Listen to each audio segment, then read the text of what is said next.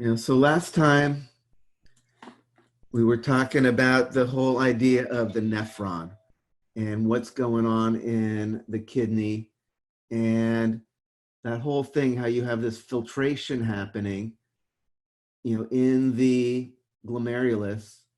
You've got all of the water and solutes, both good things, nutrients, and bad things, wastes, are getting created as filtrate, which is going into this tubule.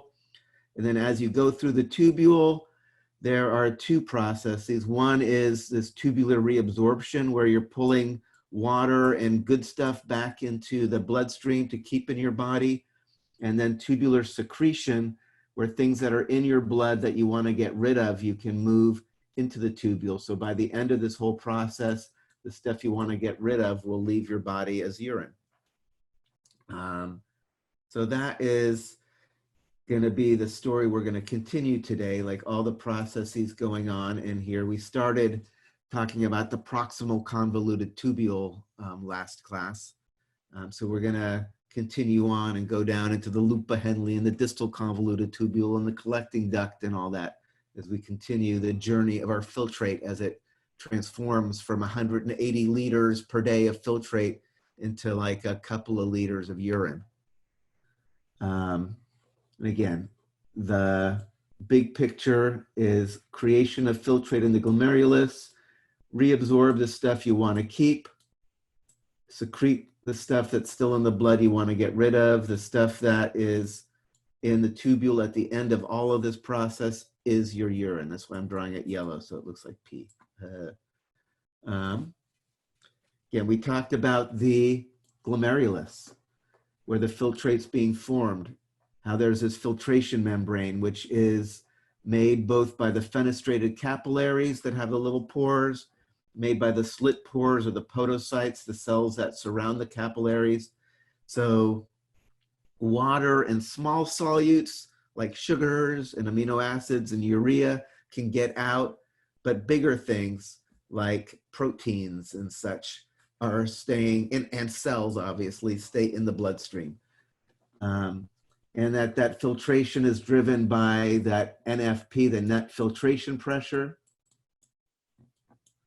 The net filtration pressure, which was mainly the hydrostatic pressure of the blood driving it, but there was also counteracted by the osmotic pressure and capsular hydrostatic pressure pushing back, which is why you need to keep your blood pressure up appropriate. So otherwise you're going to stop making the filtrate. And we talked about GFR, the glomerular filtration rate, being the kind of milliliters per minute that you're making the filtrate across all your nephrons and all your kidneys.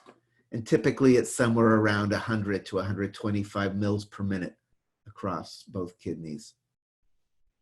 So that was all stuff we did last time. Doobie-doo. Yeah, this is all stuff we did last time. Yeah, and basically that your GFR can be controlled by different things. We'll talk more, like particularly that juxtaglomerular apparatus, which is up near the glomerulus here, and that's where we have renin being released. That's going to tie into the whole renin-angiotensin mechanism from our discussion of blood pressure. So let me see if this slide has.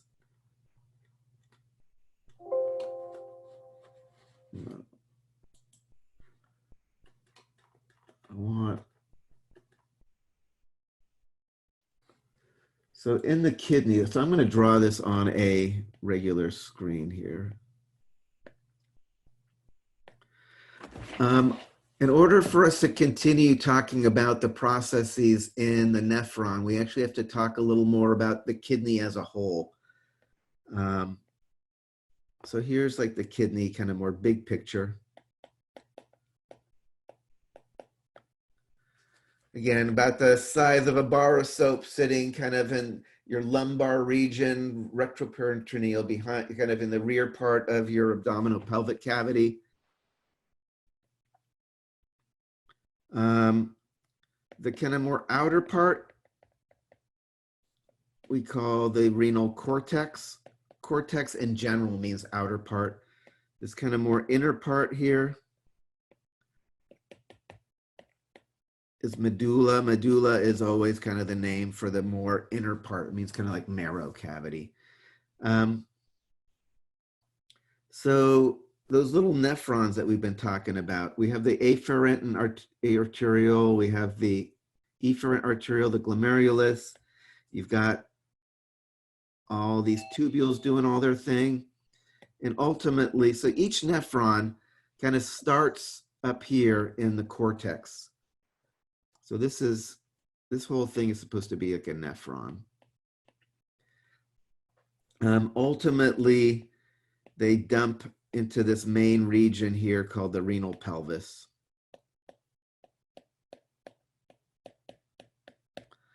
And ultimately, this comes out to be the ureter, which is going to go down to your bladder.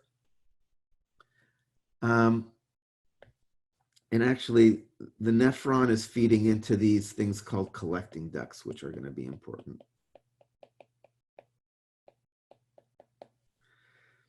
So we have these collecting ducts, which are going down kind of from the cortex region down into the medulla.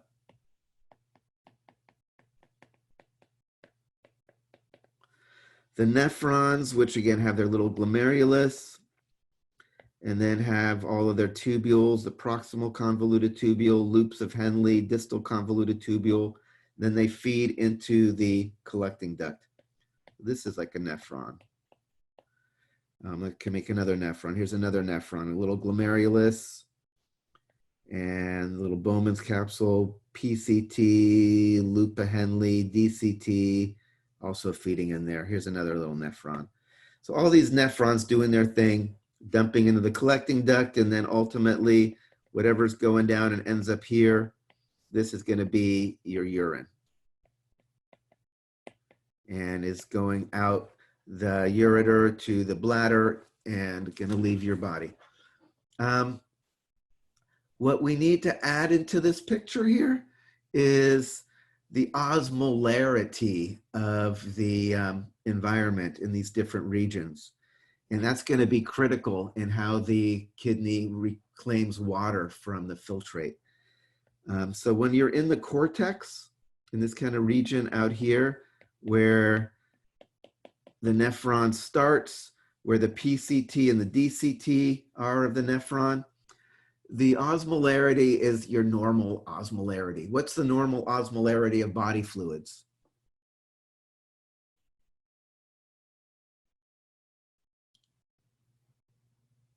So you got to know this one. This is mission critical for understanding everything. It's 0.3 milliosmol. So you're almost there. It could either be 0.3 osmol or 300 milliosmol. Oh, okay. But you got the right idea. So in the cortex, the osmolarity is what we've been saying is normal osmolarity for physiological fluids. As you get deeper into the medulla, I wish I had more colors in this app here. As we get into the medulla, it gets 4 times as salty, or I should say 4 times higher osmolarity. By the time you get down into here, it's like 1200 milliosmolar. So you're going like from 300 to 1200. So that's going to be really important.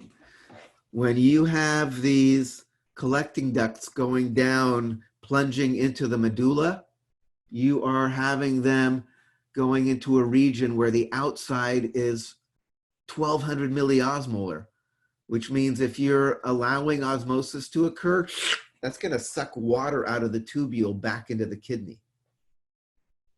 Same thing down in the loops of Henle. When the loops of Henle are plunging down into there, it means they're getting into this super salty region.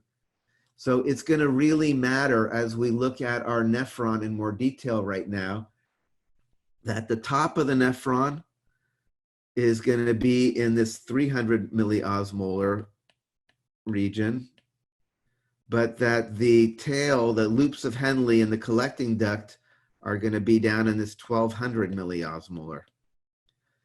So, and we'll talk a little bit about what actually creates and maintains that osmotic gradient. It's actually the loops of Henle. So yeah, this is a really freaking messy drawing, but hopefully since I've been kind of narrating it as we've gone along, it kind of makes sense. Maybe I'm gonna draw it a little prettier now, just one more time to make it clear. Kidney,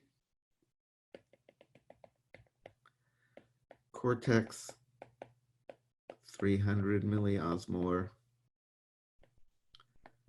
Maybe I'll do a different color. Medulla goes all the way up to 1200 milliosmolar. This is where your urine is actually coming out, this renal pelvis and ureter.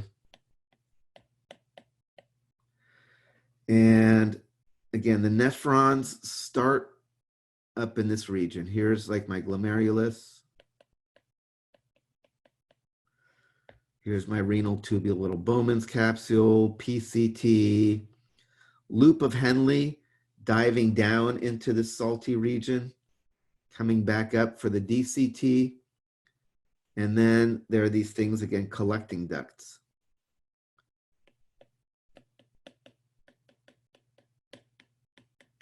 Where all of the nephrons are kind of dumping into, and that also are going through this super salty region. So that's setting the stage for everything we need to talk about right now. Okie dokie.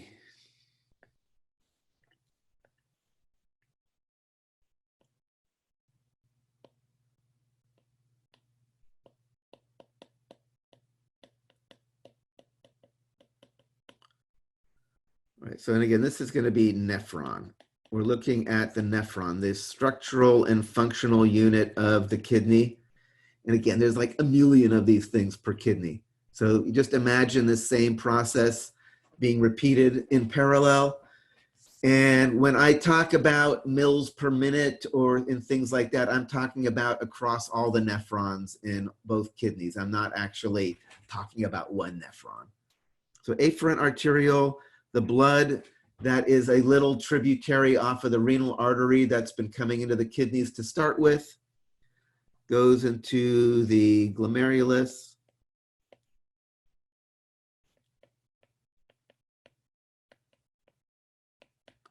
The leaky capillary bed, that is the first capillary bed of the nephron. Again, the nephron is going to be another one of these portal systems where you go from one capillary bed into a second capillary bed. So in the glomerulus, that's where we have that filtration happening.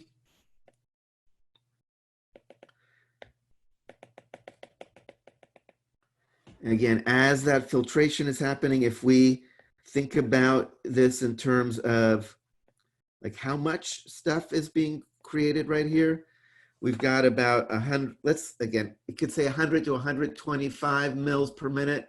Let's make it 100 because it's going to make the math a lot easier for the rest of our discussion here. About 100 mils per minute of filtrate being formed here. Again, I said this is somewhere over almost up to like 180 liters per day. So this, most of this is going to have to get reabsorbed back into your body. And in terms of the osmolarity of this filtrate that is coming out here, it's going to be about the same as normal body fluids because you're losing water, but you're also losing solute in equal proportion. So this is still about 300 milliosmolar.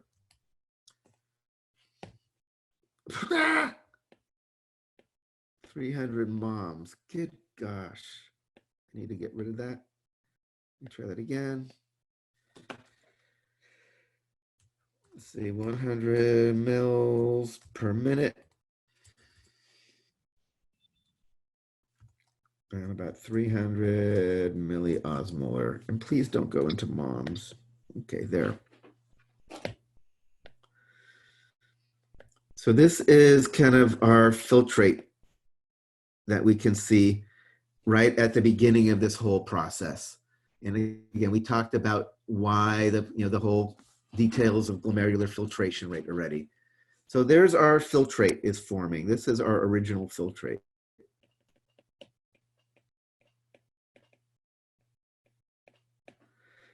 Then the first step of processing is that PCT, the proximal convoluted tubule that we talked about last class.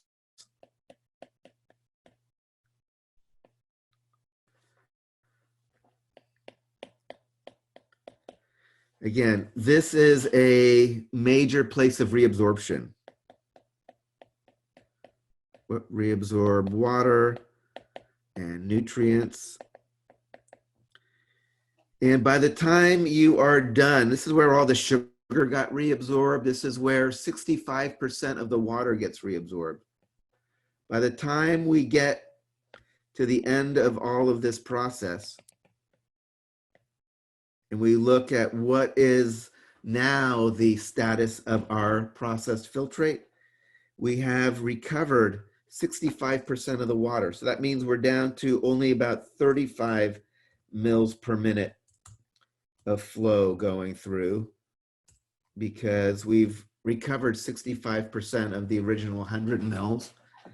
And because we've been reabsorbing water as well as solute, we're still about 300 milliosmolar,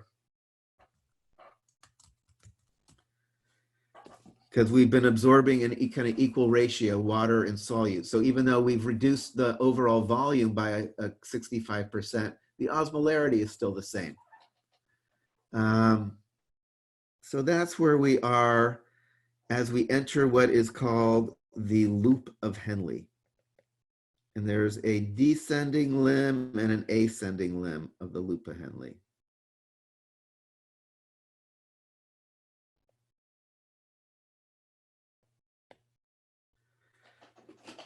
And so the thing that you got to remember as we go down into this loop of Henle, particularly in the subpopulation called the juxtamedullary nephrons, is at this upper part where all this stuff is happening, we're around 300 milliosmolar in the outside environment. By the time you get down to the bottom of the loop of Henle here, you are getting into the super salty region, like 1200 milliosmolar outside. So the outside of the tubule is starting to get real high osmolarity. And that's going to make a difference depending on whether or not water can move. And in the descending limb of the loop of Henle here,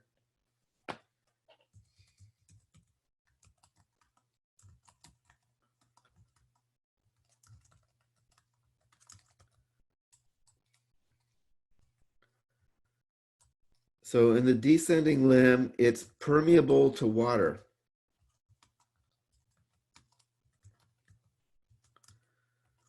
Not permeable .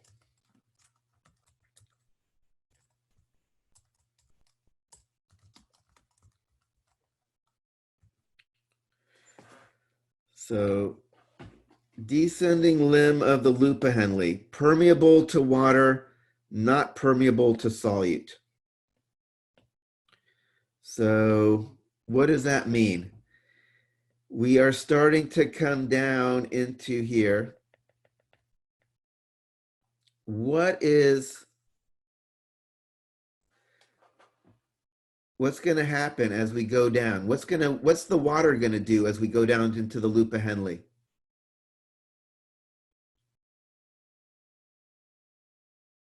Is water going to move in or out of the tubule?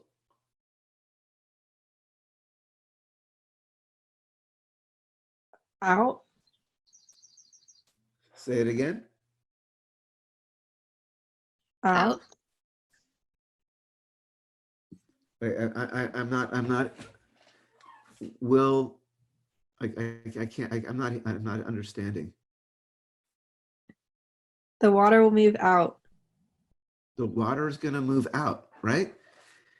You've got 300 milliosmolar of the filtrate, It's 1200 milliosmolar outside. It's 4 times as salty outside. So by osmosis, water would want to move, and it's like, oh my God, it's permeable to water.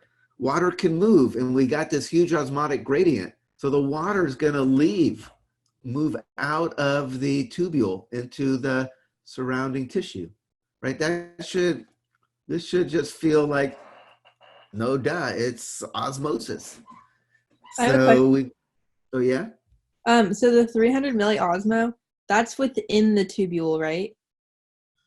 But As then the we start, 1200 it's out. inside and outside, but as we go down, it starts getting more and more salty outside. So that's why the water starts leaving the tubule as you get deeper and deeper into the loop of Henle here. Okay, so inside and outside is 300, but then as you move on, it switches. Right. Okay. At the top here, it's 300. Remember, because if we're in this is in the cortex. This is going down more into the medulla. Okay. So by the time we get down to the bottom here, we have actually lost a lot more of our volume. So by the time we get down to the bottom here, we've lost another 15% of the initial volume. So we're down to like 20 mils per minute of volume left. So we're down to like, we've lost 80% of our original like volume of the filtrate by the time we get to the bottom of the loop of Henle. What's the osmolarity going to be of the filtrate at the bottom of the loop of Henle? Super high. Super high, right? It's going to be because all the water's leaving. But the solute is trapped. The solute can't leave. So that means you're going to be increasing the concentration of solute compared to water.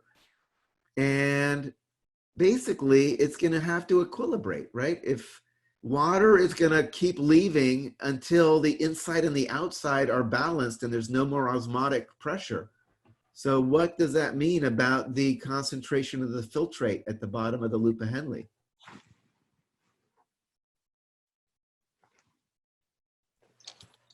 Does it need to be 300? Say that again? Does it need to be 300? If it was 300, water would still want to move out of the tubule into the super salty outside. Will Needs to be water 1200. move back in? Say it one more time. Will water need to move back in? No. So water's going to keep moving out until it's equilibrated. There's no more osmotic gradient. So It'll go to assuming- 1200. Exactly. It's going to go to 1200.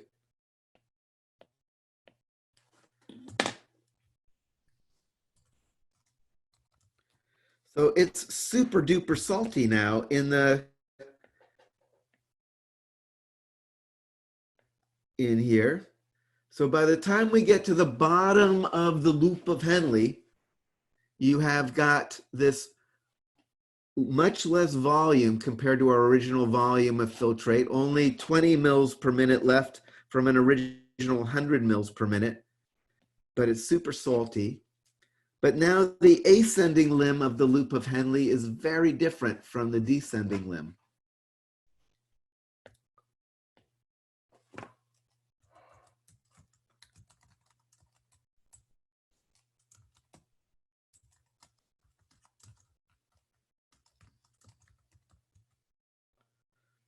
So ascending limb of the loop of Henle here. Stop.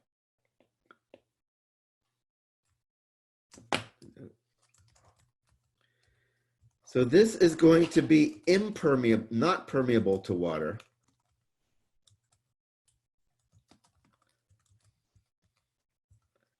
And actively pumps sodium out of tubule.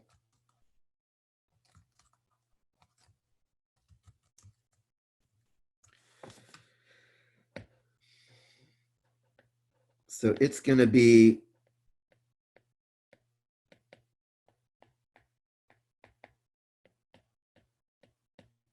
actively pumping sodium out of the tubule.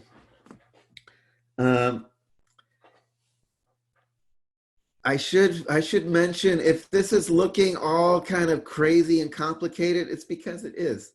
The kidney is probably one of the more kind of involved, complicated things. So if you're looking at this and it's looking like, whoa, there's so much going on, you know, that is part of the way.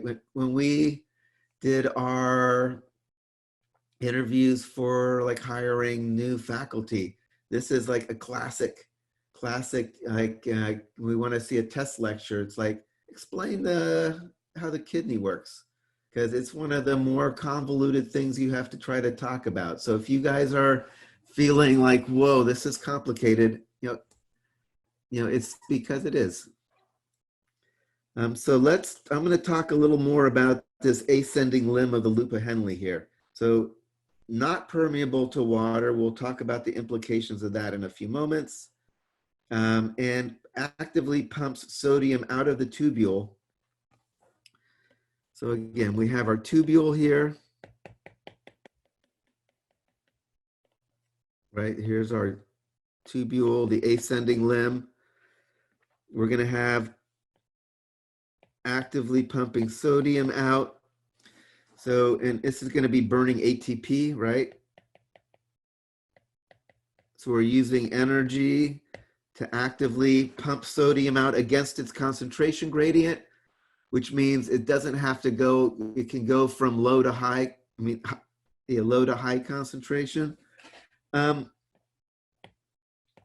pump in the tubule has enough energy to maintain a difference across the membrane of about 200 milliosmolar.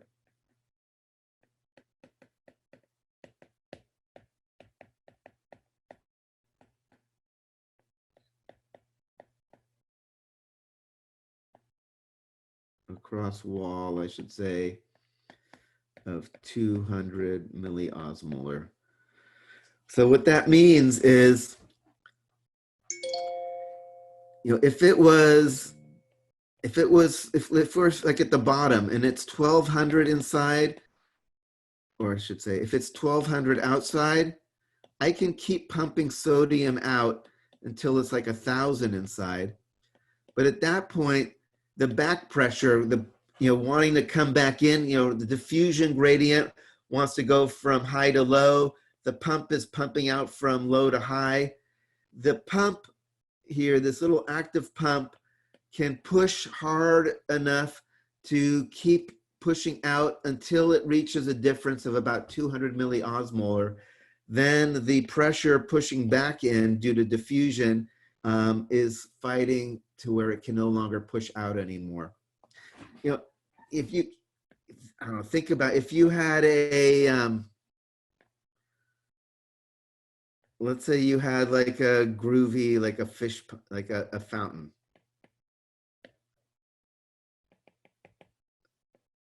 So there's basically, you've got a pump that's sucking in water, and then there's a tube going up and through the thing, and then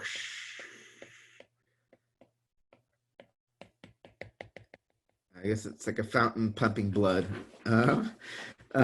So how high does this water go up? It goes up depending on how much pressure this pump is doing, but eventually gravity is pulling the water back down. And depending on how powerful that pump is, you can have the spray of water going higher, but before gravity balances out and pushes it down, right? So that's kind of this basic idea that sodium pump in the wall is pumping the sodium against the concentration gradient, which is trying to pull it back in. And how powerful is the pump? It can keep this height, this difference, around 200 milliosmolar. Hopefully this makes sense. And if we get back to our original picture here, I'm pumping sodium out. I'm have this active pump that can maintain a difference up to 200 milliosmolar difference. So what I want to do now is look in the tubule as we get to the top of this whole thing. And what do we see? What is the volume going to be like? Is the volume going to change at all as we go up the ascending limb of the loop of Henle? No. No, it's not permeable to water. So the volume is not going to change. The volume is still going to be our 20 mils per minute that we saw at the entrance as we started the ascending limb. However, we've been pumping sodium out all along the way. So by the time we get to the top, what's going to happen to the osmolarity inside the tubule? It will go down. It's going to go down quite a bit. And in fact, what is the actual value going to be when we get to the very top of the ascending limb here?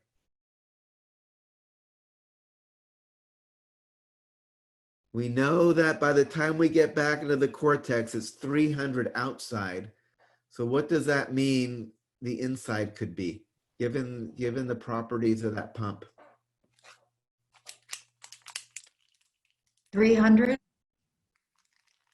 So if it was balanced with the outside, it would be 300, but we have an active pump that can pump out against the gradient.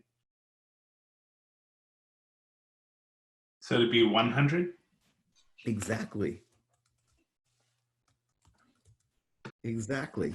So at the top of the loop of Henle here, we now have a kind of proto-urine. It's not urine quite yet, but it's more dilute than a normal body fluids. You know, this is how you're going to be able to pee out. Like if you actually need to just pee out large amounts of very dilute urine, you know, a lot of this is going to end up leaving your body as just a lot of dilute urine. So here we are at the top of the loop of Henle. I'm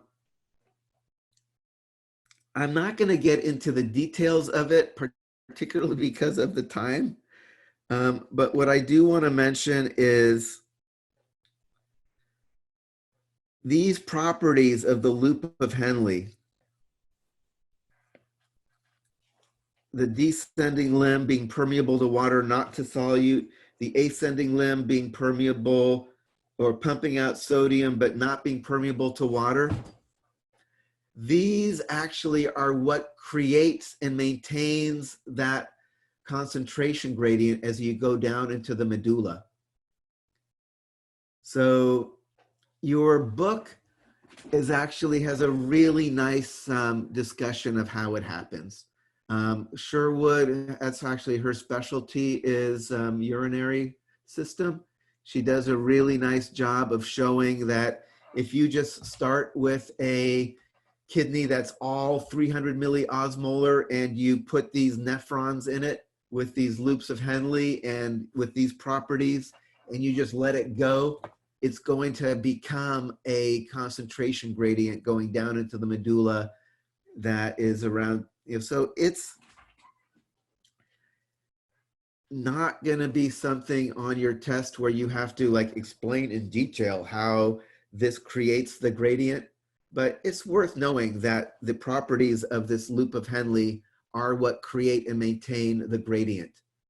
Could you explain again how we got 100 at the top? It's because of this property right here.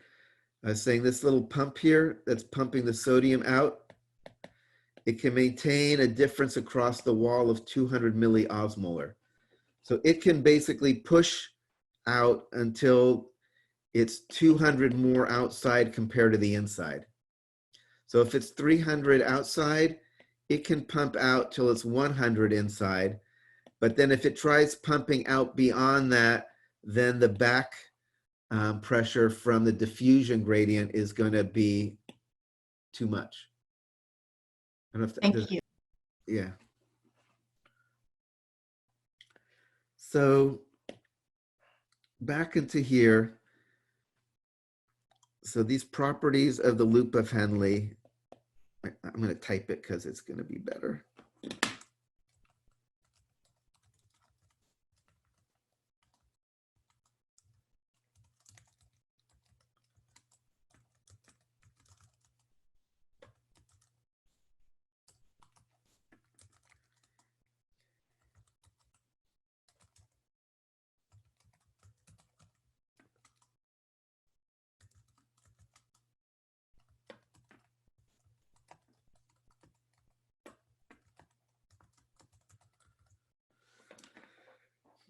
So the reason why I'm being so specific about making sure you know that is this is going to be another target of an important blood pressure medication. There's a whole class of blood pressure medications that are called loop diuretics. You know, the loop diuretic is working at the loop of Henle. And basically what they do is they block the sodium pumps. So it turns out if you block the sodium pumps in the ascending limb of the loop of Henle here, then you don't get such a intense osmotic gradient going down into the medulla. And that makes the kidneys not be able to reclaim as much water from the filtrate, so you pee out more. So we'll look at that in a little more detail in a few moments even. But just kind of that idea that anything that is going to mess with the loop of Henle, and particularly the loop diuretics, impair the ability to pump sodium back out of the tubule, that is going to make it so you don't have as much of a gradient, osmotic gradient going down into the medulla. So that is that. So now we're almost done with the nephron, but we still got to finish up coming out of the loop of Henle. I'm going to make a new picture because this is getting messy.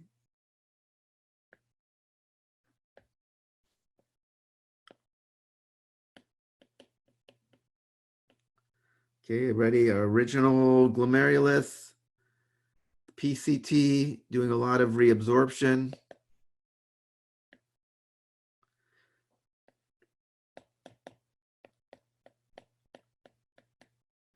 And some secretion. It does some secretion, but let's say primarily reabsorption. Remember, that only works because you have peritubular capillaries, right?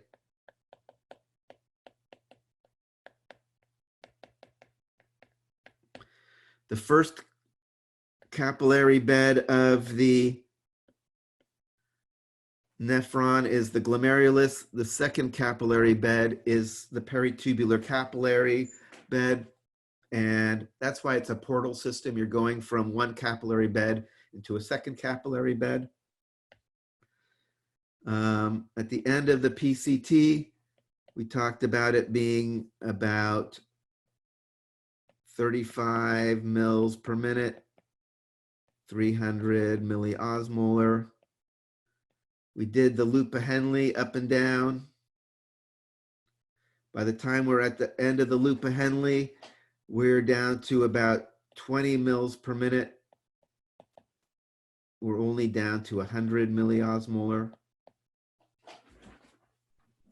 Now we are going to go into the DCT, the distal convoluted tubule.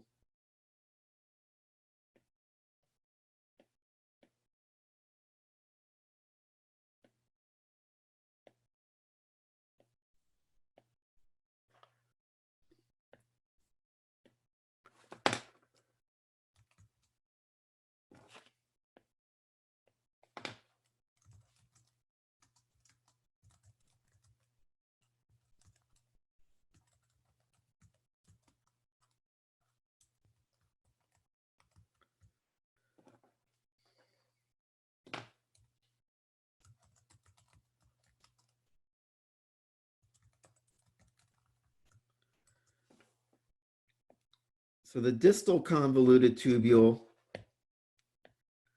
which is up here, this is mainly secretion. This is where if you still have like urea in the blood that you want to get rid of, you can move it. Again, these peritubular capillaries are going everywhere. So if there's stuff in the blood that you want to get rid of, you can put it into the tubule here, and it's going to eventually leave your body as urine.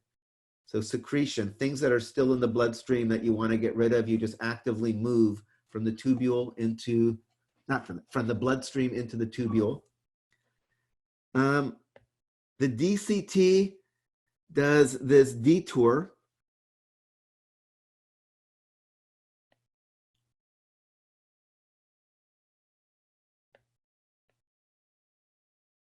This is going to be the juxtaglomerular apparatus.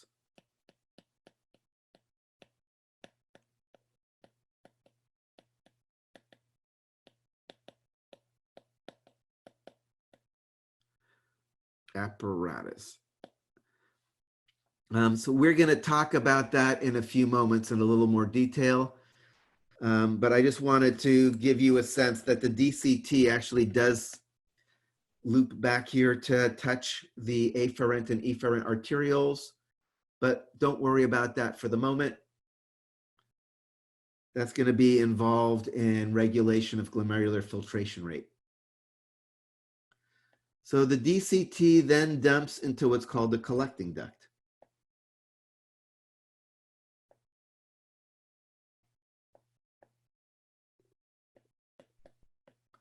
And lots of nephrons can all dump into the same collecting duct.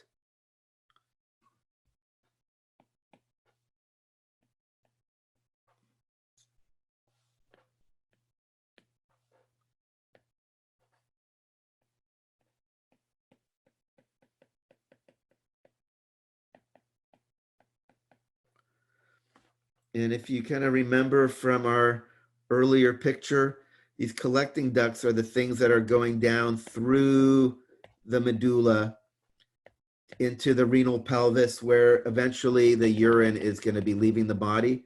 So all these little nephrons are doing their deal and going into the collecting duct. All these nephrons going into the collecting ducts. So the collecting duct is the final tube before the processed filtrate is literally urine that is going to leave your body as pee. So we are looking at this collecting duct where the nephrons are dumping into. And again, remember, it's going down into this super high osmolarity region. It's like 1200 milliosmolar in this zone as the collecting ducts plunge down into the medulla here. Again, so maybe I'll draw the collecting duct, black here so you can connect it to that picture there. And again, a variety of nephrons all pouring into the collecting duct. This is going to the pelvis, to the renal pelvis, which then dumps into the ureter. So at this point, if nothing else happens in the collecting duct, we talked about entering into the distal convoluted tubule. It was about 20 mils per minute. And I said 100 milliosmolar. So if nothing else happens, there's some secretion here, but basically you would have a very large volume of very dilute urine if this is basically what is leaving your body, right? If this is going through the collecting duct and out of your kidney, you're going to be making a huge volume of very dilute urine, right? This is a huge amount of urine. Typically you're going to pull back another, usually about 1 mil per minute is what a normal output is going to be. So what's going to happen is the collecting duct has a couple of ways to control and further process this as the filtrate goes down through the collecting duct. And one of them are these aquaporins.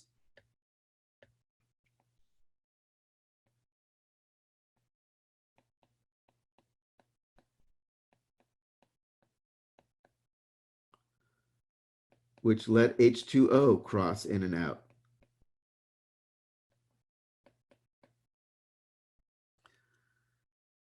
So if I have my aquaporins open, what is going to happen?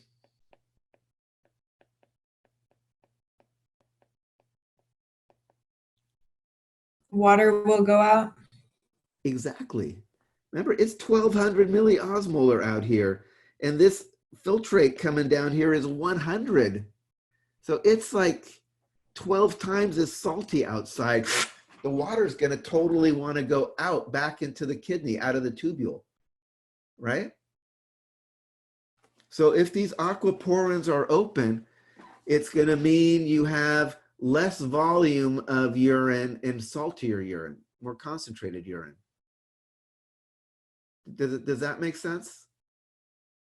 If the aquaporins are closed, then you're going to have a large volume of very dilute urine. It's going to be more closer to this, large volume and very dilute.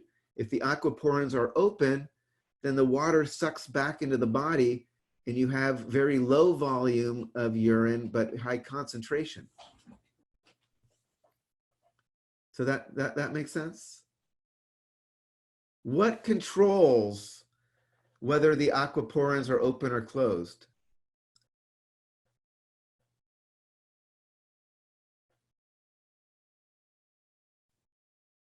You've met this. It's a hormone that you have met. ACE?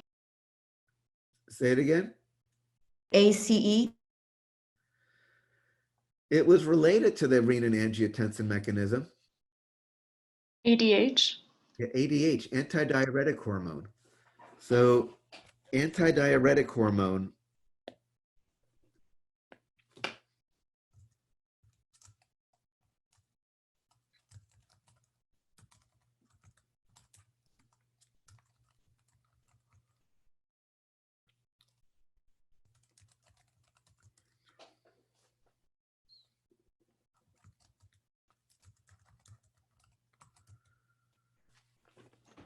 So if you have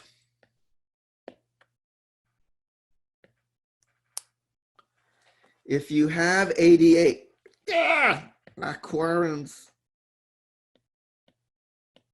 autocorrect is a pain in my butt.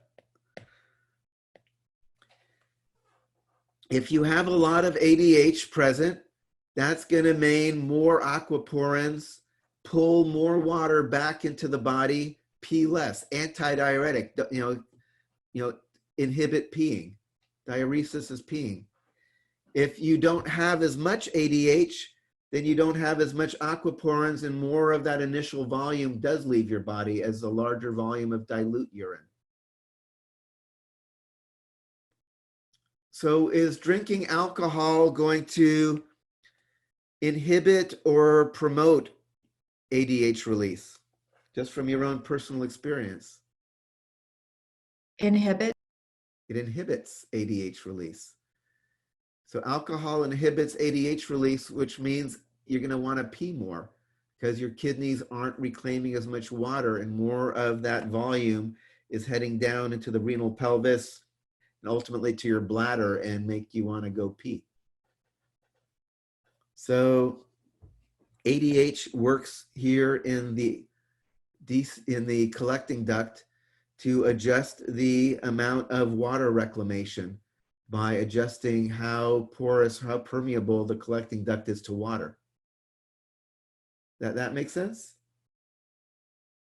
There's one other hormone that we also met in the renin-angiotensin mechanism that works in the collecting duct. What was the other hormone we saw in the renin-angiotensin mechanism? Aldosterone.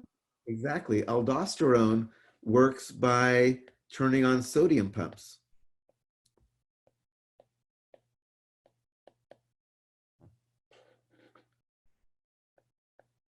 So if aldosterone, I can't write it in there. I'm going to write it bigger over here.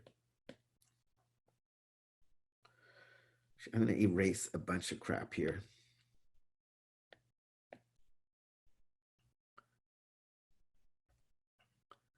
We've been talking about this. I can do that. If aldosterone present, collecting duct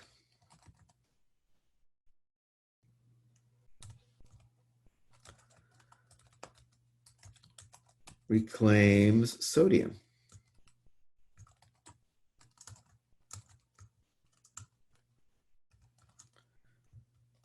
You know, if ADH present,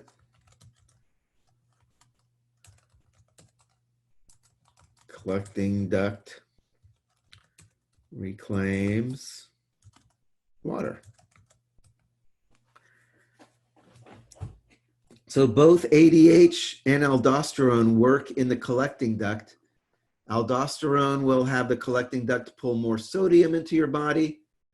ADH will have the collecting duct pull more water into your body. If you want to maximize water retention, you can turn both of them on, right?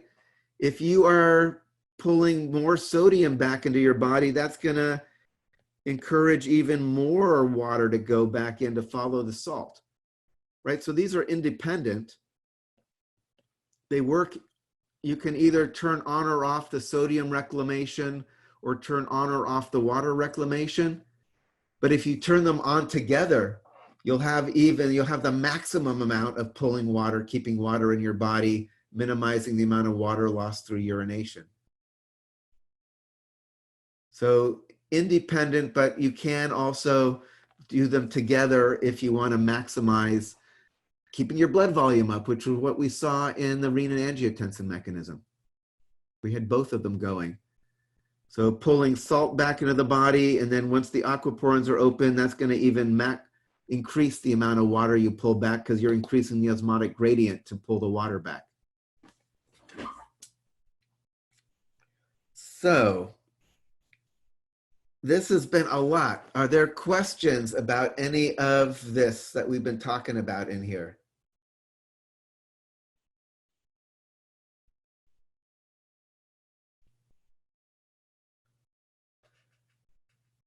All right, so just for a last little bit, let's talk about the juxtaglomerular apparatus just briefly. There's a lot we could say about it. In the interest of time, we're just going to give you an overview of what it's doing.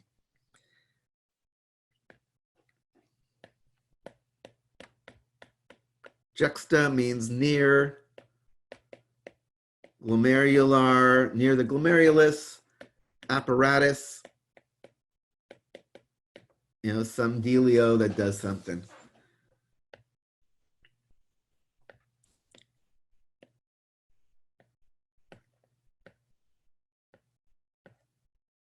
All right, so the glomerulus, the DCT. Here's my afferent and my arterioles, afferent and efferent arterioles. So in the juxtaglomerular apparatus, you have specialized cells. There's specialized cells in the DCT, specialized cells in the arteriole, and they are detecting both blood pressure. So this is monitoring blood pressure.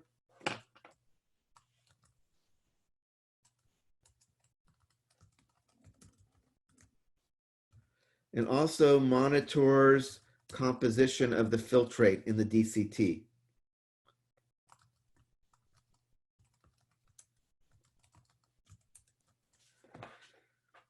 So these are two things that are giving you feedback on whether or not the kidney nephron is able to do its job well.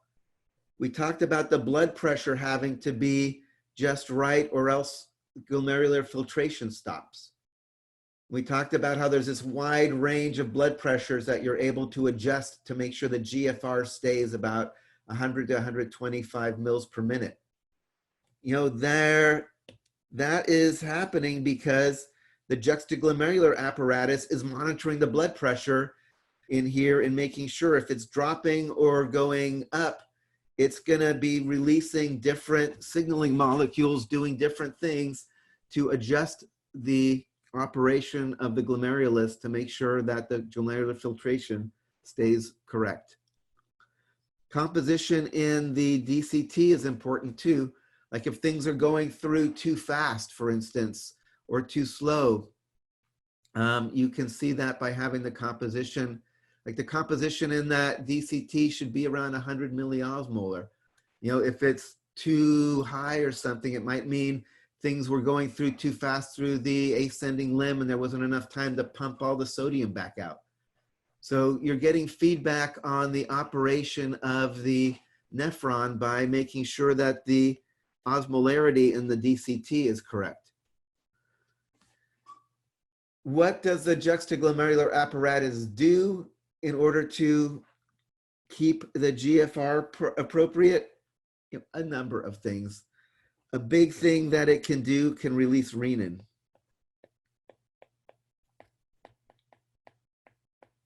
If it's finding that the blood pressure is going too low and we're in danger of not having an appropriate net filtration pressure to keep the glomerular filtration up, there's actually little cells, the little juxtaglomerular cells in the arteriole that release renin, which starts the whole renin-angiotensin mechanism to bring your blood pressure up and keep the glomerular filtration rate up. You can also trigger this juxtaglomerular apparatus with the nervous system if the nervous system is trying to push up the blood pressure. So it's not only operated by kind of just the local monitoring of the renal functioning. We can also release like vasoconstrictors. Like if the blood pressure is dropping, you release vasoconstrictors that constrict the outflow to try to increase the pressure in the glomerulus. There's a lot of different things. For our class, or for what you're responsible is just to know, one, it's monitoring blood pressure as well as the composition of the filtrate and taking appropriate action. One of the big major ones that it can do is release renin to increase blood pressure, but there are also other things that it does. And in the interest of making sure we get through everything we need to, let's just leave it at that. Juxtaglomerular apparatus. Monitor blood pressure and composition, takes appropriate action to make sure the glomerular filtration rate is going well, again, including releasing renin, which hopefully feels very familiar to you.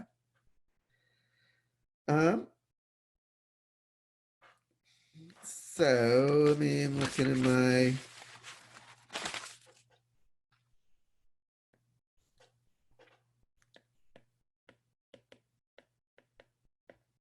renal. God, gosh darn it.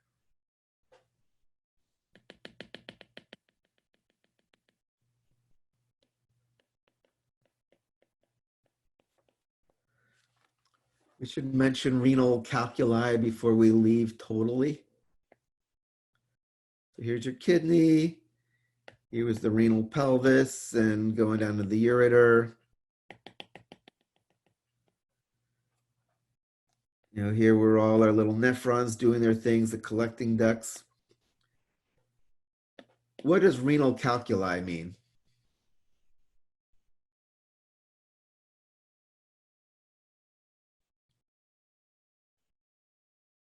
Nobody? Calculus. What is calculus? What is calculus? How does the... Is it kidney stones? It's kidney stones. Calculus, calculi are stones. Calculus, because people used to do math with, like, you know, rearranging little stones and stuff, like an abacus and stuff. So these are just kidney stones.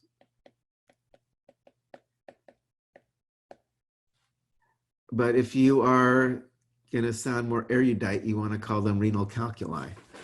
And this is basically when you have precipitates of, it can be lots of different stuff can create kidney stones.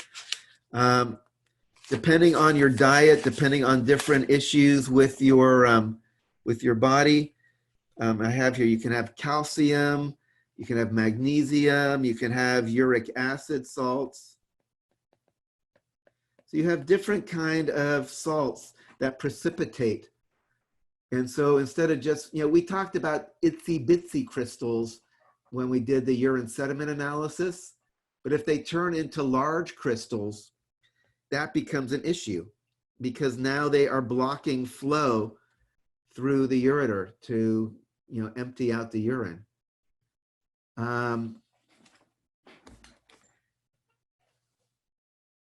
How can you get rid of them? I can just talk briefly about how you deal with them these days. It can get broken up with ultrasound. Yeah, so they call it lithotripsy.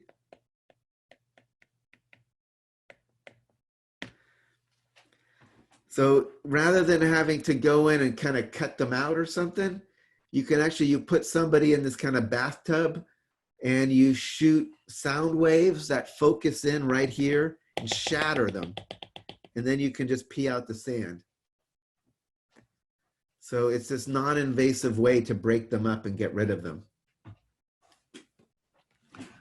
Supposedly passing kidney stones is excruciatingly painful.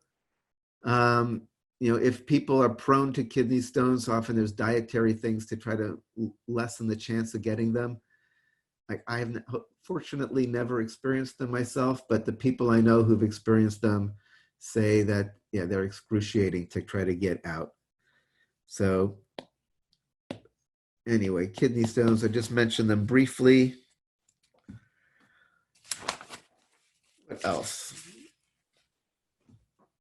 I can mention, I remember Megan was asking about dialysis a while ago. So let me mention just very briefly what, dialysis is. This is basically an artificial kidney.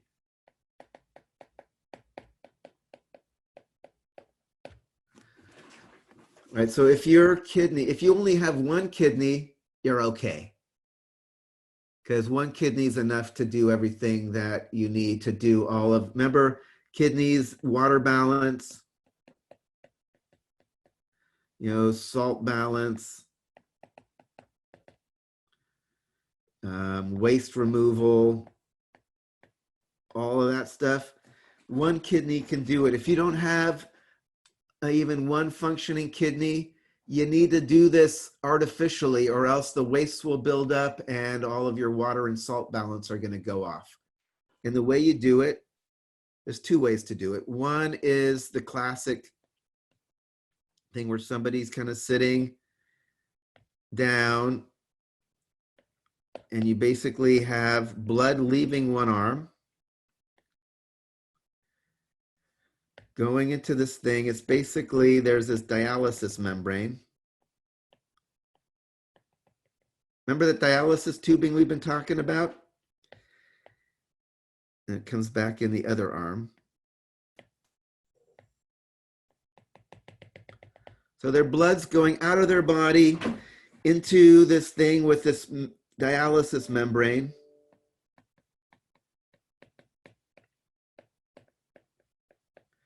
And then outside of the dialysis membrane, we have what's called dialyzing fluid.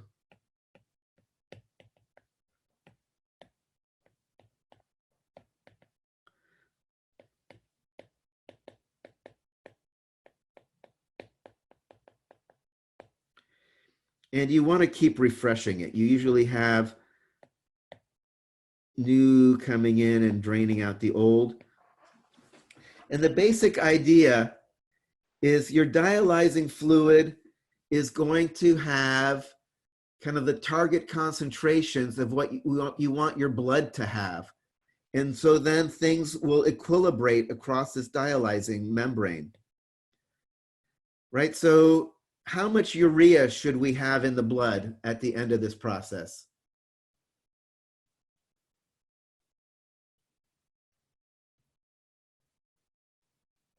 Anybody?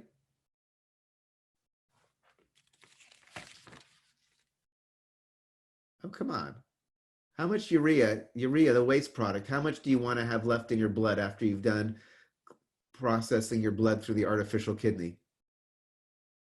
None. None. None.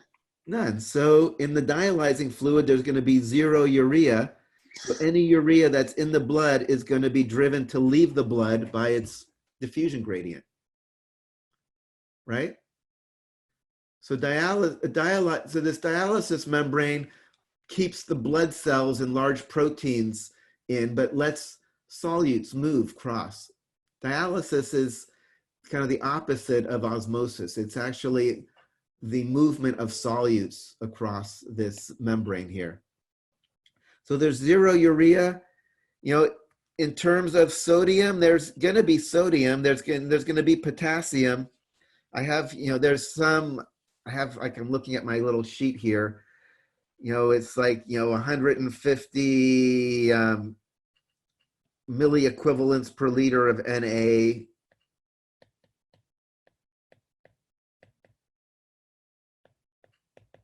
You know, et cetera. There's some target level in this dialyzing fluid.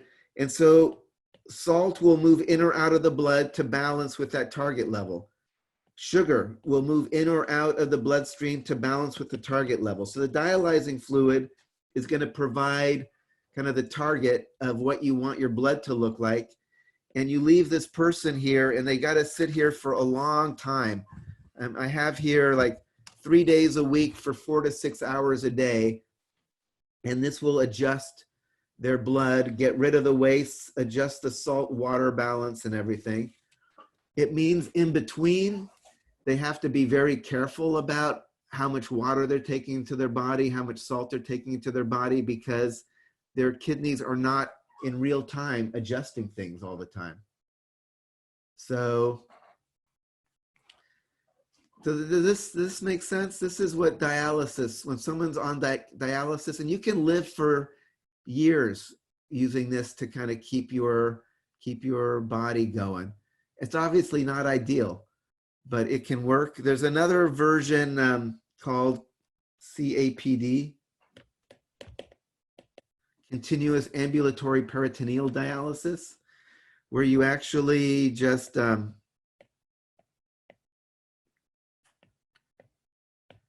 rather than put them on a machine, you actually put the dialyzing fluid directly into their peritoneum, their abdominal cavity, and you let it slush around and you let their blood equilibrate with the dialyzing fluid just within their abdominal cavity. Then after a while, you drain it out.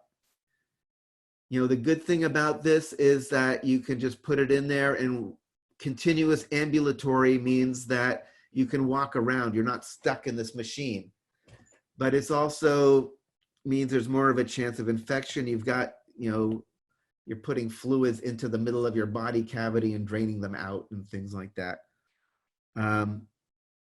So there's increased risk of like peritoneal infections and stuff.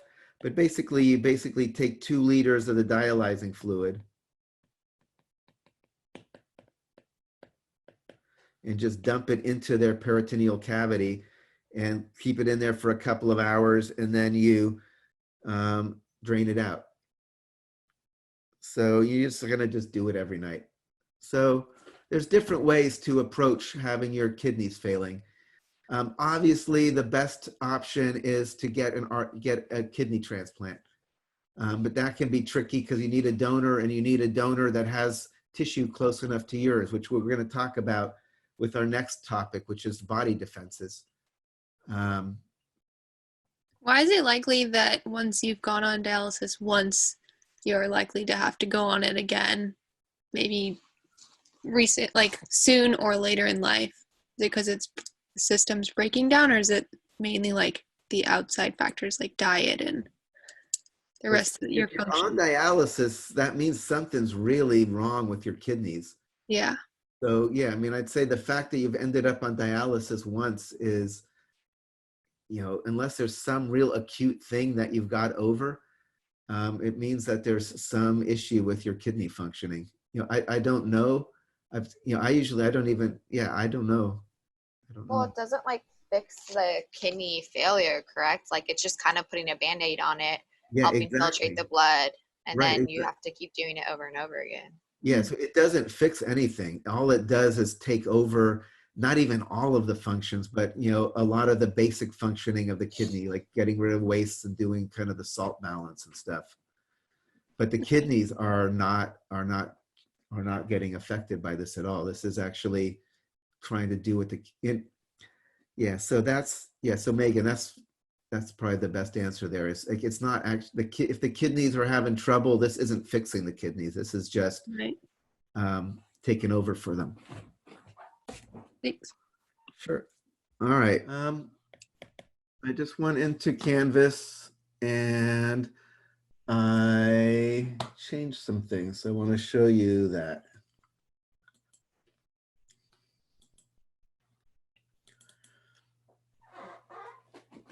All right, so this is now, I think this is what the overall grade is going to be. Up to now, the points have been kind of meaningless in Canvas. And now at least they should be kind of more meaningful in terms of getting funneled into percentages of the overall grade. And these numbers that I put in here, this is pretty similar to what we had on our original syllabus. The lab stuff is a little different now because of the research project and the weird stuff with the way the labs are going. The basic idea here, lecture exams is going to be 50% of the total grade. And the quizzes, which are just those little 10-pointers. Again, there's one more quiz you're having on the 6th. On May 6th, there's quiz 4. And the quizzes, those are like 4%. The lab notebook submissions, those are going to be 18. The lab exam, which is going to be on the last lab day, as well as there's different quizzes you've been taking and the little things like rods and cones. The other thing that I think I probably will add in, I've been trying to figure out how to address the first half. I might have just a couple of written things like asking you to write up a little discussion of something about maybe the blood osmolarity lab or something from earlier on, just to make sure that when you go back, you got some of the main points. But that's going to be 16%. This research project, which I apologize, I've been still typing up, just been trying to keep up on everything. I do not have the official rubric done for you, but you know the basic idea. Hopefully people have been working on this already. Again, we had the original, I did give you the whole big thing about it. Hopefully you have been starting to actually write about this stuff. If you haven't, you should definitely be getting started, because you need to write this thing and then come up with a PowerPoint presentation that you're going to show to the rest of the class. And then people are going to have to actually comment on each other's presentations as well. So part of the grade will be your write-up, part of the grade will be your presentation, and then part of the grade will actually be your participation in talking about other people's. So this is from the original assignment. This is all you've already read, all this already. The thing that I have. How long would you like the paper to be? It's always tricky to say how long a paper should be. Long enough to cover your material. Probably if you've only gotten like 2 or 3 pages, it's probably not long enough. If you're getting much over 10 pages, you're probably going too far.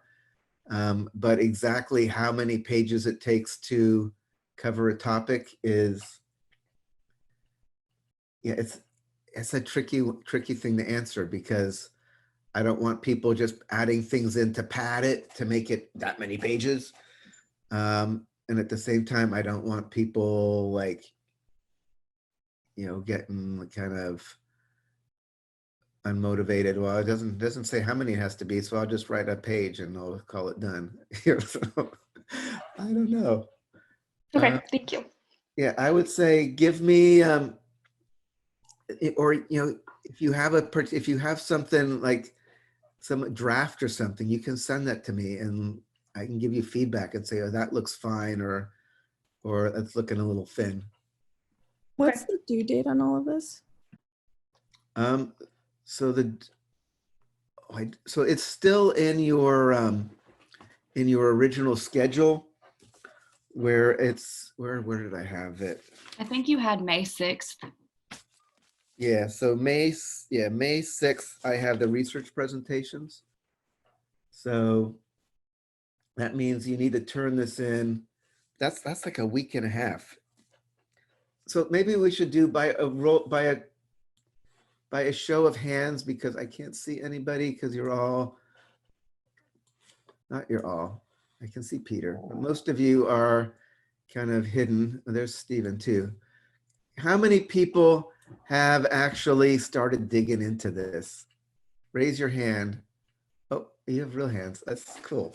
All right, I'm glad to see that. Some of you do not have your hands up. Definitely, I have it as, 10% of the grade, because I think particularly a lot of people came up with really interesting stuff. I am genuinely interested to see what you find. I don't have time personally to look up what's going on in all these different topics. And so this is really fun for me to see what's actually out there, because people's topics were not fluffy. Most of them were actually looking at things that I found genuinely compelling. So I think it's going to be really interesting for everybody else to see what you have to find. And that's why these little PowerPoint presentations are important. And again, you want them to be concise. It should take no more, again, how many slides did I put in there? I said it should be, I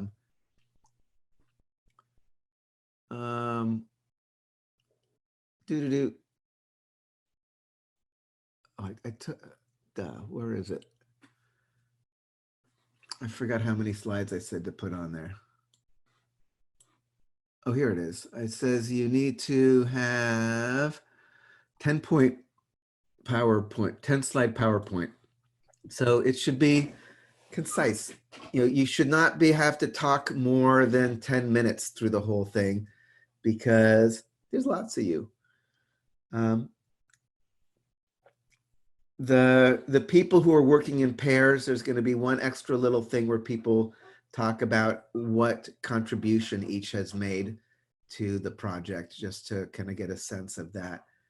But otherwise, it's going to be like a write-up and a presentation, and then going to evaluate or kind of comment on other people's stuff. So at this point, you don't have any major things in this class until, like, the quizzes are relatively small, and then the exam. So, you should be able to focus and get this done.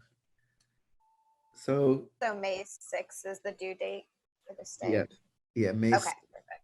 Yeah, so it's the same where it said research presentations on the original schedule. That's still going to be that. Okay. So let's. 1 week from today, it's due. Right? Yeah, it's not a week and a half, it's a week. Yeah, it's exactly a week. So is that going to be an issue, a problem? I realize I've been like not so great about being clear about the broader parts of this, right? We could shift things around. Like we could put the research presentations on Monday, the 11th, and do the RAB review. Does that sound better for people? Yes, please. Yeah. Yes. Yeah. Way better. Yes, please. Yes, please. Okay, so I will send an official thing out once we're done with today. And I will send out the official. I've been working on it. It's close. And I just found out that our department meeting that comes right after this was canceled. So I've got a little extra window there to try to get that done. So, okay, good. Let's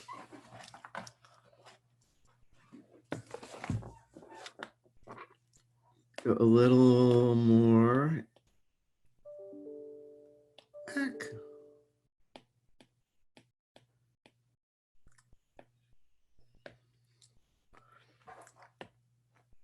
So something that's actually related to kidneys, but is its own thing that we can, again, that could be big topics, but I think it's worth introducing, at least so you see the broad strokes of.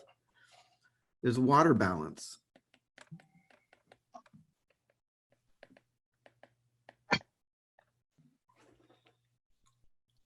Water balance.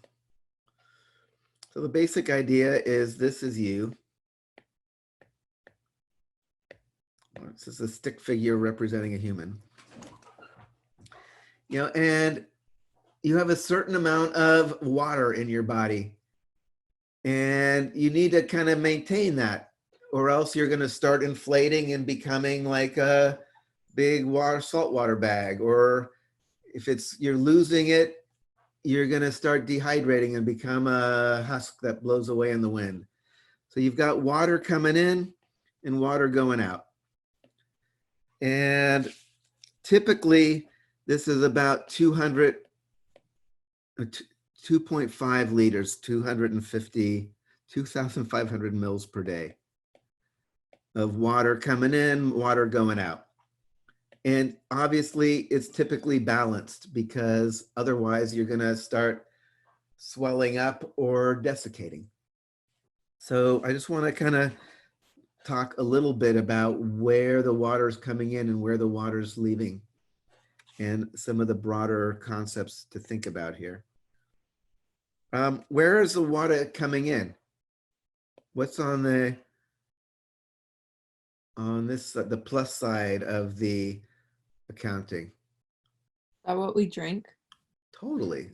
The majority of your water intake is coming from liquids that you're intaking. So like and again, these numbers I'm going to put in are ballpark. It's going to depend on the person and your life and everything. But somewhere around 60% is from liquids. And then obviously more that comes in through your mouth, but you know, your food, most of your foods are moist.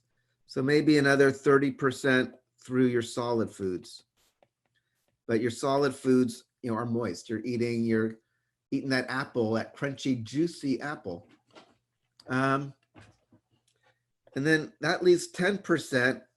Where is the other 10% of water entering into your body if it's not coming in through either what you're eating or drinking? Does your body just make water? Yes. How is that? Where is your body making water? Hydrogen and oxygen? But what big thing is going on that's combining hydrogen? Cellular respiration? Exactly.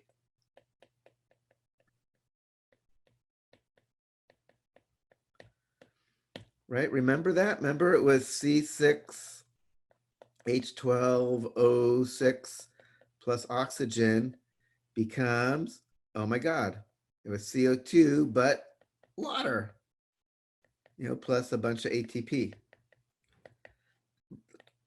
So that water is not inconsequential. That's like 10% of the water that's added into your body every day is actually just being made in your cells as part of cellular respiration. That's kind of fun to think about. In terms of water that's leaving your body, what are the routes of exit for water?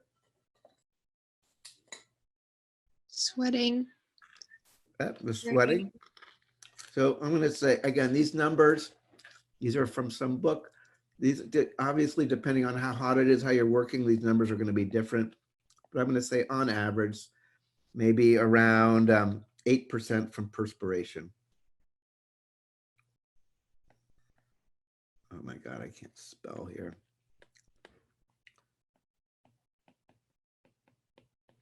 You know, kind of your skin sweating through sweat glands to cool you off. What other things? Exhaling. Remember, that was a big thing. You made a big point, like when you blew on the glass, or when you watched Tina blow on the glass, you got water coming out of your body with every exhale. Your skin also, your skin is pretty waterproof.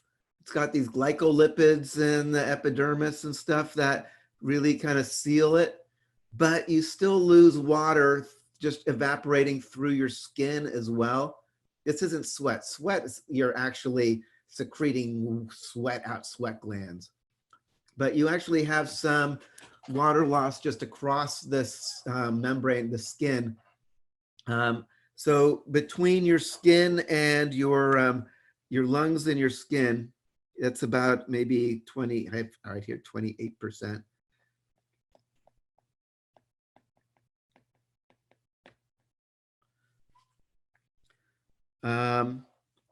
You know, and then a little bit, your feces, if your feces is totally dry, then you're constipated. It's not going to move, right? You can't poop out rocks. So you've got some of the water is in your feces, and then the majority is like in your urine. Right? Obviously, in the urine can be regulated. We just talked about that. The whole point. Say it again. Can you lose any water from like tears from your tear ducts or no? If I someone's mean, like crying? obviously that is, if you are crying, you're losing water out of your body. So I think that's more of a Okay. special case. So we Yeah. can say, Okay.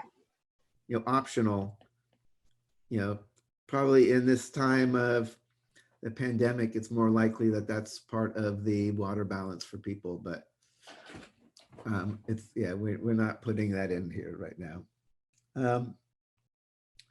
So this part we've been talking about a bunch. You know, depending on how much water is coming into your body, this you don't adjust much. You know, these are happening on their own, but this your body is actively regulating through your kidney function. So if more water is coming in, then what's your body going to do to maintain its balance?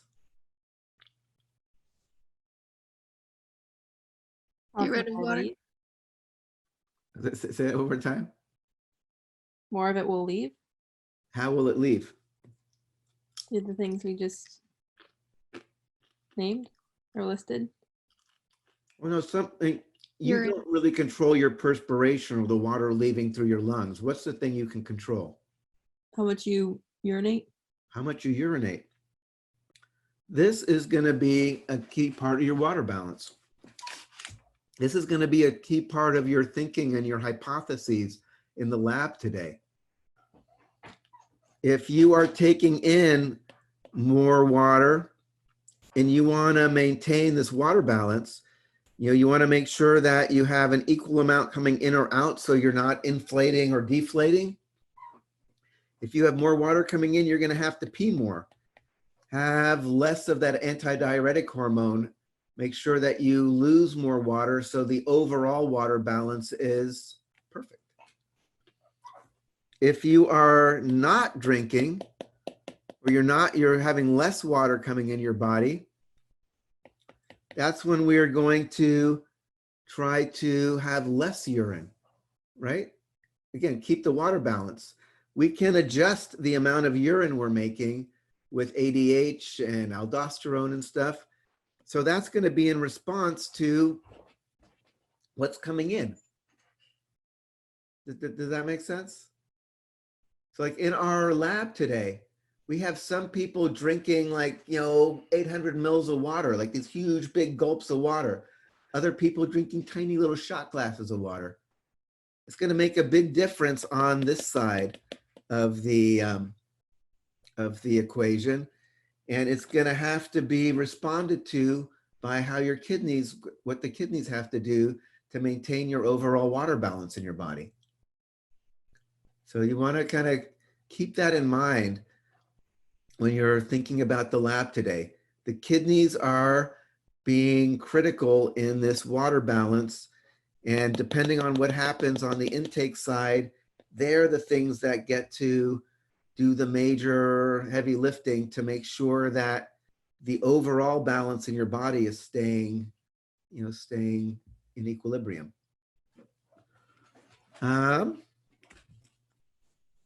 What else can I say here?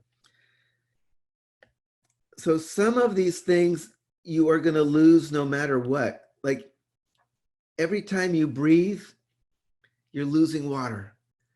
Across your skin, even though it's pretty waterproof, you're losing some water.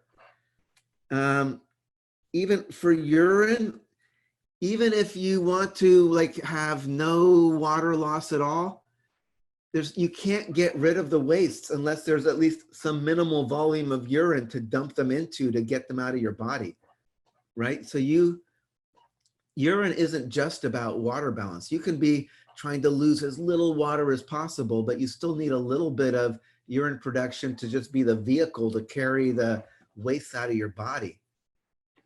So this idea that your body is going to lose water no matter what, even if your body is trying its very best to hold on, like there's very little coming in here, so you want to lose nothing, you're still going to lose. And they call it insensible water loss.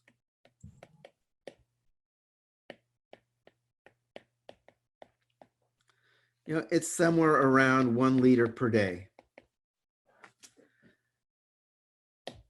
That means even in the best case, your body working as hard as it can, you're losing about 1 liter per day from your overall water balance. What that means is fasting, like food fast versus water deprivation are really different.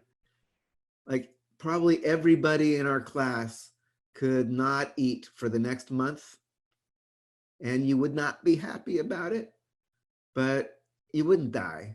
You would just get, if you'd use your fat stores, maybe you'd go down into lean tissue, but since we're all past like critical development phases, that probably wouldn't even cause any long-term damage. So you could not eat food and you'd be okay. But if you went for just a few days without drinking any water, you'd probably die. Your blood you've only got like 5 liters of blood in your body.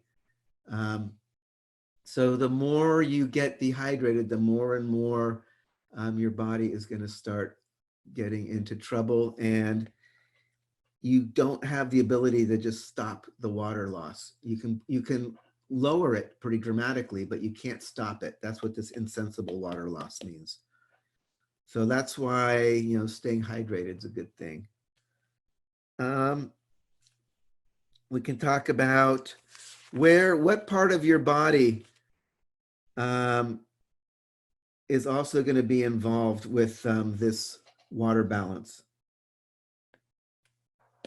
So the kidneys obviously are important in terms of either holding on or letting go of water. What is going to kind of determine your intake of fluids, how much you decide to drink or not? Hypothalamus. The hypothalamus. Remember the thirst center in your hypothalamus. So the hypothalamus is an important part of this as well.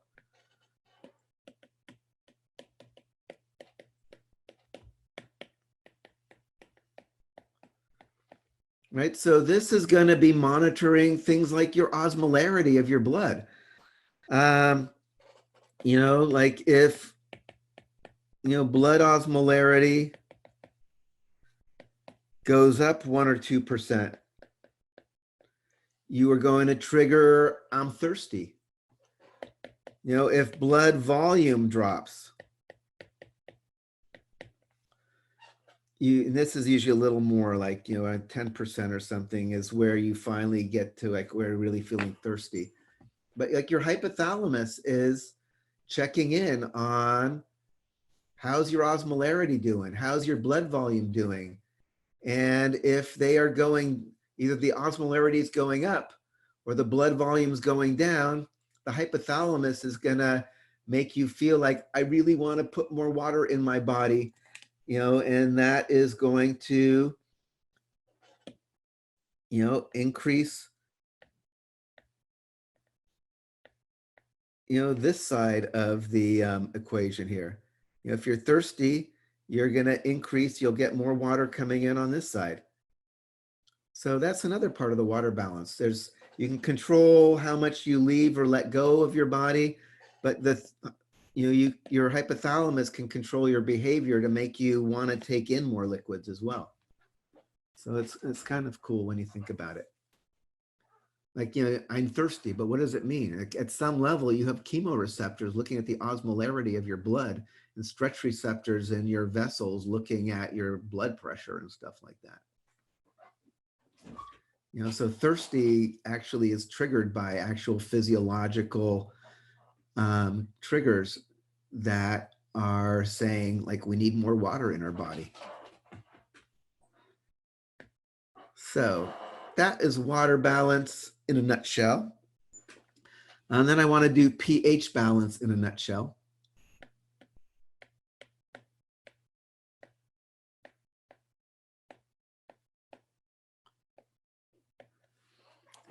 And again, this is just going to pull together things that we've already talked about. There's not going to be anything really new here. What is the kind of homeostatic pH for your body we've talked about? Like 7.6 or 7.4? Close. So 7.4 is kind of the typical number.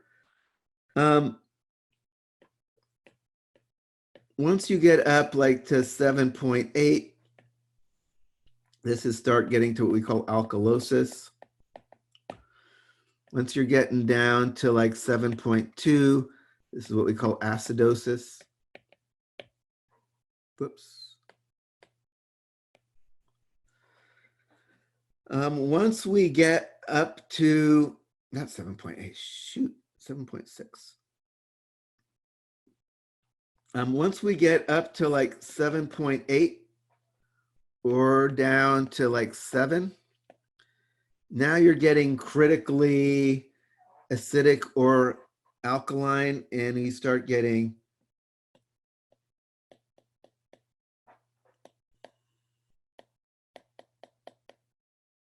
supposed to be dead, incompatible with life. All right, so this is where we kind of want to, our target, we start getting into acidosis, we start getting to alkalosis. If it goes too far in either direction, you're in trouble. So we need to have different mechanisms to pull it back into homeostasis. And we've seen all the three main techniques now. From the very beginning of class, what is the kind of instant try to resist changes in pH in your body? Buffer. Buffer systems.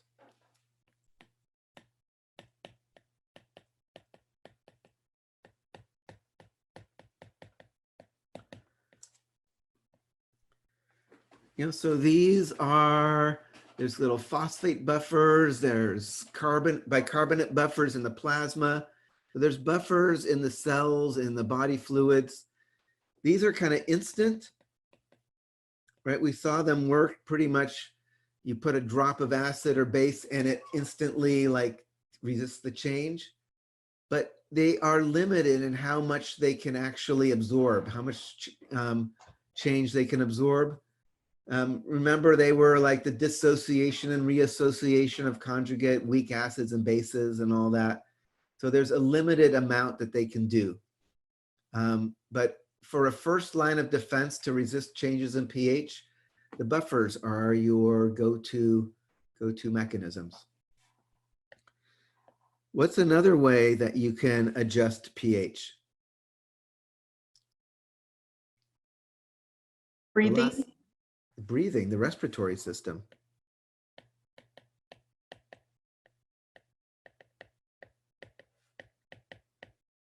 Whoops.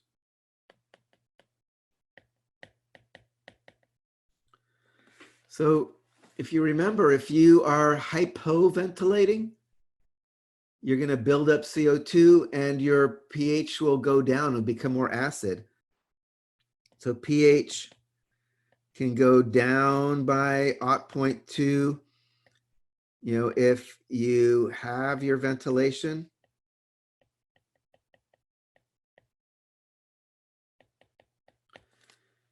pH can go up by 0.2 if you double your ventilation.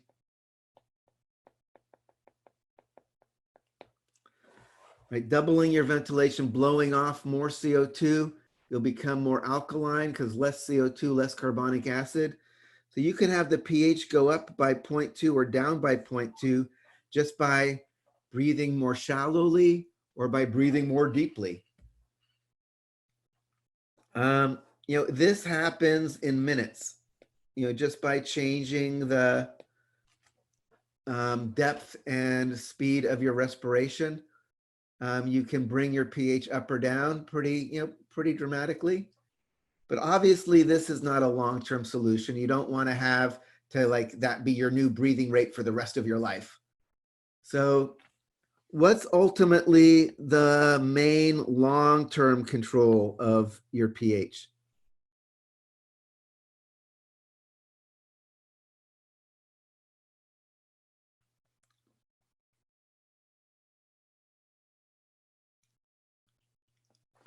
So what we've been talking about the whole time. Kidneys.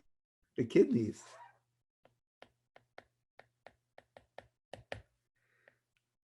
Right? This is the final place to adjust your pH. If you're too acidic, you pee out, put more of it in that tubular secretion, push protons into the tubule. So you're peeing out the H pluses. If you're too alkaline in that tubular secretion, push some bicarbonate ions and get them out of your body. Right, so we've talked about this a little bit when we did the urinalysis lab last time. Your kidneys are going to either get rid of H pluses or get rid of bicarbonates, depending on whatever you need to do to put your pH balance back into the zone. And this is kind of more takes hours though. So this is over the long term, the kidneys are the things that are keeping your pH in the correct zone. The buffers can work instantly. Respiratory system can work within minutes, but both of these, have limited capacities to do things. It's the kidneys that are the main long-term control.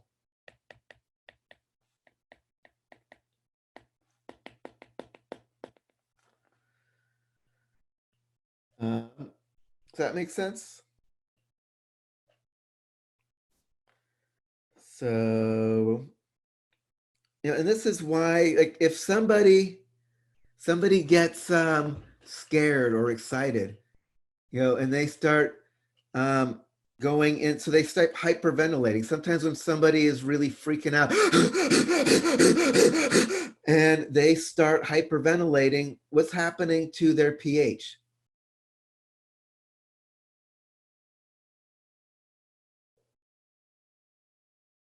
What's happening to their pH if they're hyperventilating? Is Alkaline.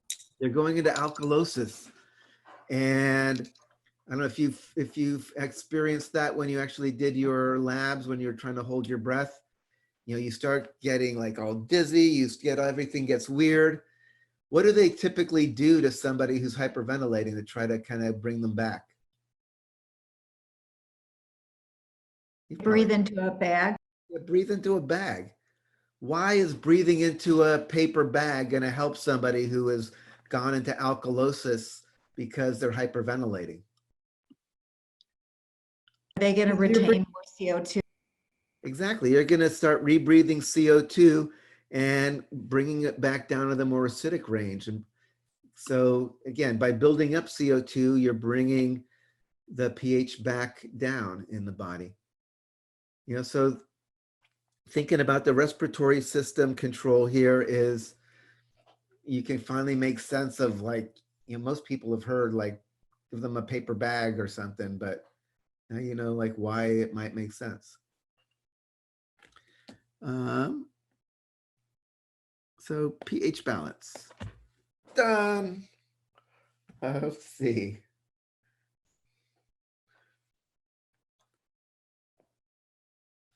Let me look at, I'm looking at my schedule here.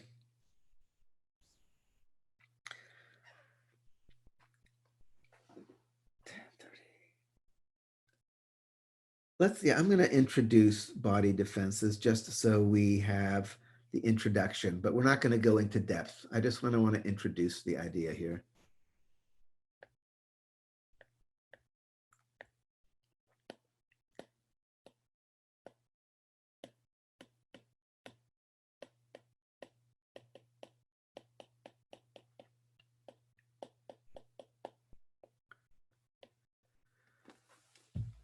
So the basic ideas here are you have, here's you.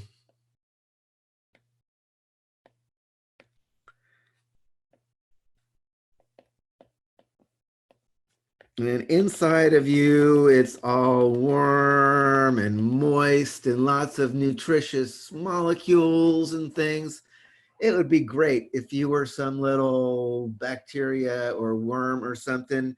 You wanted someplace warm and moist and full of yummy things to eat. Like, why not take up and start building, you know, setting up camp inside here, right? So we have all sorts. I mean, there's a lot of actually bacteria and even viruses. Like right now, the virus is the enemy. But you actually, your epithelial cells in your skin actually have viruses that they use as allies to actually kill off, you know, bacteria. You know, a lot of viruses just live off of bacteria, the phages. They don't, you know, take out people. A lot of viruses just take out bacteria. And your skin cells actually have symbiotic viruses that they use. So a virus isn't necessarily bad. A bacteria isn't necessarily bad. You've got all sorts of bacteria that are symbiotic that live with you. Your guts are full of bacteria that aren't your enemies. So don't think of every little microbe as your enemy or something, but some of them are. Some of them are gonna like take over if they get the chance, so you have to knock them down. The other thing that can go wrong is your own body cells can go, can mutate. You know, that's what cancer is. Cancer is when your own cells have mutations in their genome that cause them to start dividing uncontrollably, for instance, and that's just as bad for you as some external like pathogen. If your own cells are no longer playing nice and are starting to grow into a big tumor and take over all of your body's resources. So part of your body's defenses are about, you know, making sure that kind of external pathogens can't get a foothold in your body. And it's also about making sure that your own cells that are malfunctioning get taken out before they have a chance to wreak havoc as well. So again, kind of patrolling both for external versus as well as internal threats. There's oh, that's bad. We have kind of external defenses.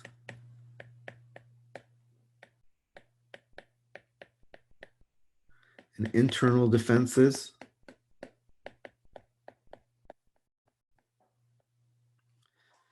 external defenses are things that are trying to keep something from ever breaching the boundary.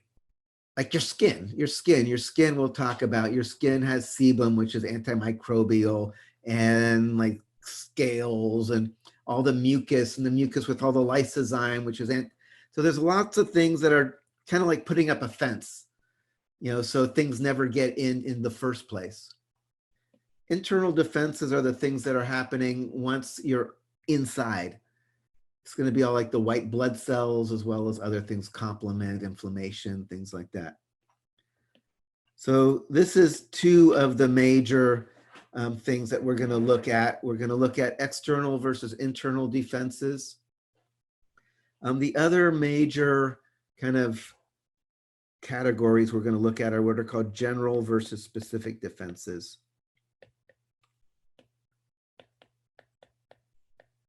General is also called innate versus specific. It's also called adaptive.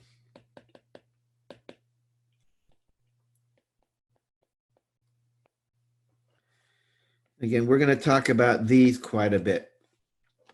General defenses are the ones that are not looking for a particular pathogen.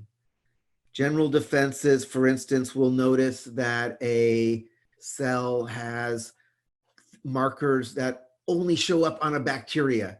So this can't be one of my body cells. It's got to be a bacteria because there's none of these proteoglycans ever found on a eukaryotic cell. So general defenses are not looking for coronavirus or whatever. They're just looking, does this thing not look right? Or is something going on that we need to deal with? Specific defenses are where you have a very specific antigen that you are looking for. Again, we talked about the idea of antigens we did blood typing.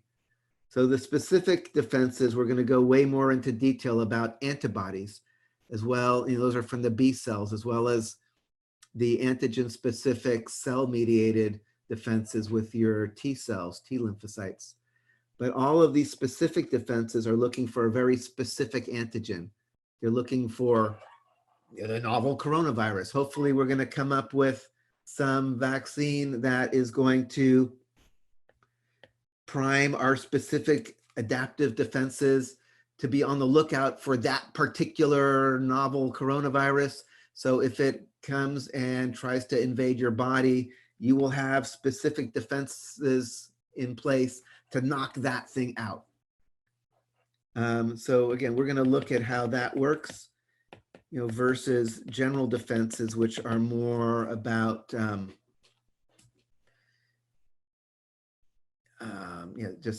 we'll talk about it. They're things that aren't looking for a very specific thing. They're looking for more general things. So that's where I'm going to leave it. I kind of wanted to prime this, so this will kind of percolate over the weekend for you to think about. Oh yeah, external, internal. We'll spend most of our time on the internal defenses, and there we're going to look at both innate versus adaptive. And it's really cool. And I think particularly if it's not something you've thought about a bunch, particularly with all this talk going on about coming up with the tests for this, or coming up with vaccines for this, like what exactly does that mean? How does it work? It's kind of amazing what's going on in your body to keep you safe. All right, so that is that. Let's